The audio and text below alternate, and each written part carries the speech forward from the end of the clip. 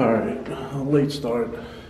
It's after midnight already, but I'm staying at Harris, checked in earlier, and I'm gonna start at MGM.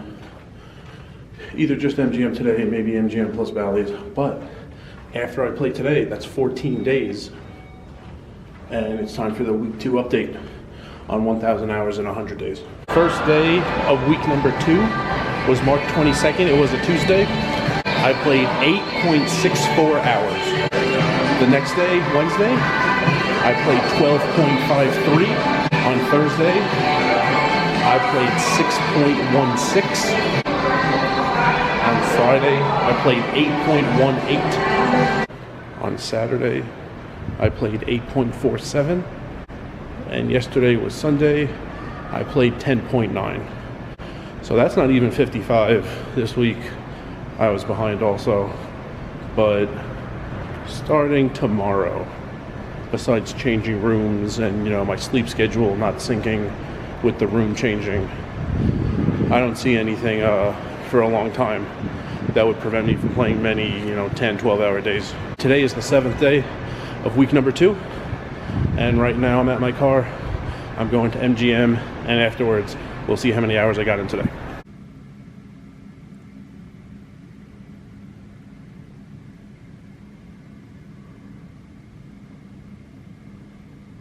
Didn't play much.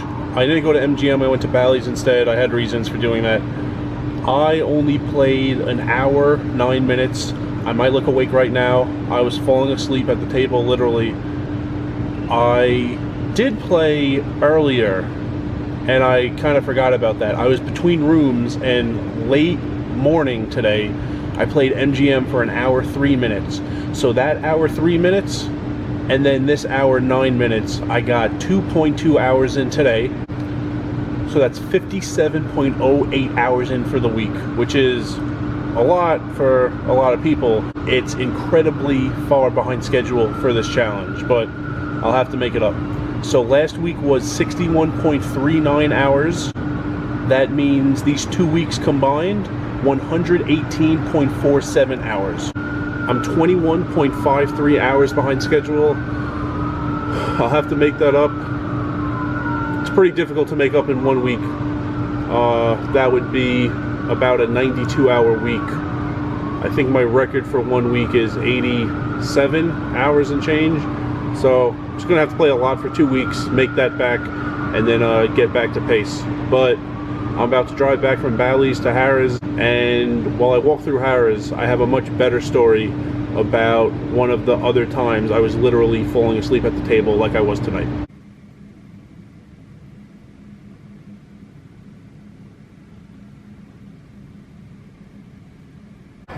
Summer 2018. I played a lot at MGM National Harbor in outside Washington, D.C. So my final calendar month, my final full calendar month there was July. 31 days, and that was the first time I tried to play 300 hours in 1 month. That's a lot. You can't really have a day off to play. You have 31 days, so just under 10 per day for 31 days straight. Well, my parents' anniversary was that month. So my parents, without really telling me that far in advance, came down from New York to the DC area, like on their anniversary weekend, to hang out with me. Well, that was about like a day and a half I lost to trying to play 300 hours in 31 days. And after I hung out with them, I needed to play 48 hours in the final 3 days to hit 300 for the month. That's difficult. I don't know if I ever played that many in 3 consecutive calendar days before, but it was possible, and I really wanted 300 in a month, so I was really gonna push for it. That first day, I wake up to someone slamming on the door of the Red Roof. I was splitting rooms with someone, he was playing, we were on different schedules. Someone's pounding on the door. This can't be anything good. I step off the bed into a flood. It was someone who worked there.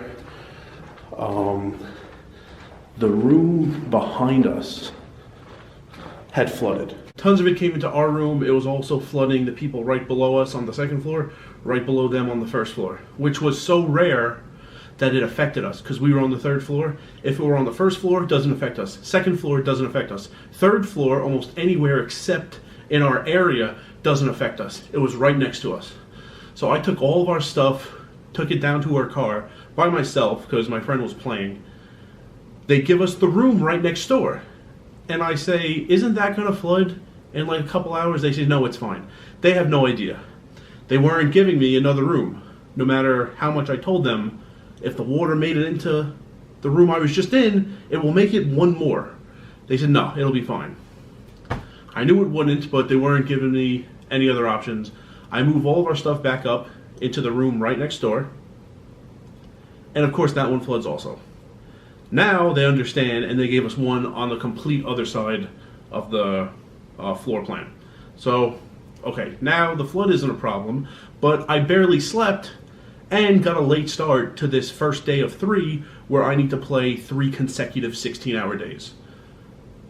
That was awful. It made it a lot more difficult. I did it anyway.